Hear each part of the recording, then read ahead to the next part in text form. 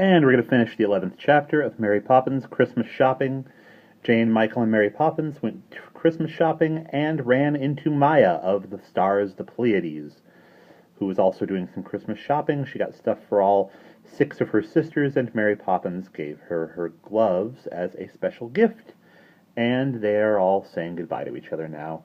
"I've been so happy," said Maya softly, breaking the silence. "Don't forget me, will you?" They shook their heads. "Goodbye," said Maya. "Goodbye," said the others, though it was the last thing they wanted to say. Then Maya, standing poised on tiptoe, lifted up her arms and sprang into the air.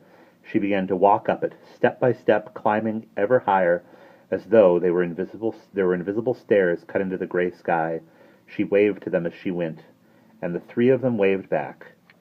"What on earth is happening?" somebody said close by. "But it's not possible," said another voice. "Preposterous," cried a third, for a crowd was gathering to witness the extraordinary sight of Maya returning home. A policeman pushed his way through the throng, scattering the people with his truncheon. Now, what's all this? An accident or what?"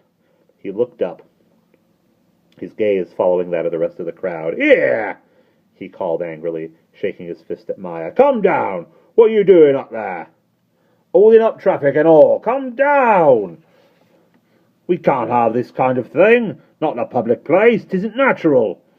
Far away they heard Maya laughing and saw something bright dangling from her arm. It was the skipping rope.